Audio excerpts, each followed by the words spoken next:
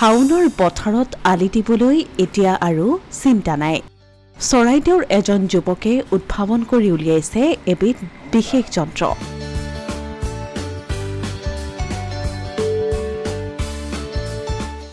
যি যন্ত্ৰ ব্যৱহাৰ কৰি কৃষকৰ কষ্ট হ'ব কিছু কম।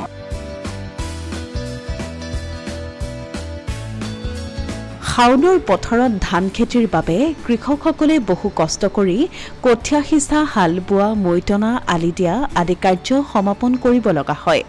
বাকী কামসমূহ যন্ত্ৰৰ দ্বাৰা পৰিচালিত হয় যদিও অসমৰ পথাৰত বৰ্তমানলৈকে আলি দিয়া কাৰ্য যন্ত্ৰৰ দ্বাৰা পৰিচালিত হোৱা নাই। শেহতীয়াকৈ কৃষকৰ পথাৰৰ আলি দিয়া কাৰ্যত সহায় হোৱাকৈ এক যন্ত্ৰ সাজি উলিয়াই চমক সৃষ্টি কৰিছে চৰাইদেউ জিলাৰ এঙেৰা অঞ্চলৰ মৃদুপৱন সন্দিকৈ নামৰ যুৱকজনে। তেওঁ পথাৰত আলি দিয়া যন্ত্ৰ উদ্ভাৱন কৰি অসমৰ কৃষকসকললৈ আশাৰ বতৰা কঢ়িয়াই আনিছে। অভাৱেই আৱিষ্কাৰৰ মূল বুলি কোৱা কথাষাৰকে সৰুকত কৰি যুৱকজনৰ চিন্তাই পূৰ্ণতা লাভ কৰিলে। আৰু এইবাৰ তেওঁ উদ্ভাৱন কৰা পথাৰত আলি দিয়া যন্ত্ৰবিধে পথাৰত আলি দিয়া কাম আৰম্ভ কৰিছে। দৈনিক 40 বিঘাকৈ পথাৰত আলি দিব পাৰে এই যন্ত্ৰৰ সহায়ত।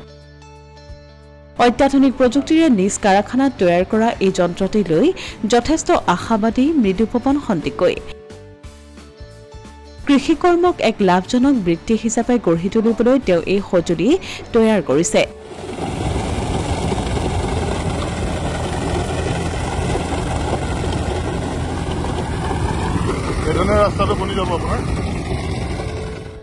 তেওঁ উদ্ভাৱন কৰা এই সঁজুলিবিধে আগন্তুক দিনত ধান খেতি উৎপাদন বৃদ্ধিৰ লগতে কৃষকসকলৰ উপাৰ্জন বৃদ্ধিত সহায় কৰিব।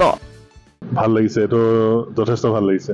তেনেকে চিন্তা কৰা নাই আচলতে, আৰু সেইখিনি মেচিনটো অলৰেডি এভেইলেবল মাৰ্কেটত আছে আৰু সেইখিনি ছাকচেছ হৈছে প্ৰায় ৰাইজ। দিনটোত কিমান দিব পাৰি আলিটো? আমাৰ এইটোত আপোনাৰ 4 বিঘা দিব পৰা যায়। 4 বিঘা ঘণ্টাত 4 বিঘা, মানে আপোনাৰ 40 বিঘাৰ ওপৰত আপুনি দিব পাৰে। দিনটোত 40 বিঘা যায়। এইটো 40 বিঘা যাব। মানে এতিয়া মেইনলি হৈ গ'ল কি, আমাৰ মেইন যিটো সমস্যা আছিলে কৃষকৰ বাবে আপোনাৰ মেইন আলি সমস্যাটো, আৰু আলিটো দিবৰ কাৰণে আমাক যিটো মেইন পাৱাৰ লাগে মানুহৰ, কাৰণ মেইন কথা হৈ গ'ল কি, সেই একেটা সময়তে সকলো ৰাইজে মানে খেতিৰ লগত ব্যস্ত থাকে আৰু মানুহৰ তেনেকৈ টনাটনি হয়।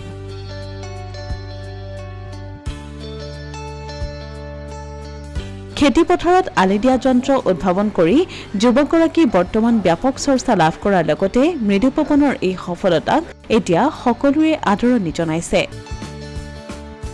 অসমীয়া প্ৰতিদিন ডিজিটেল সংবাদ, চৰাইদেউ।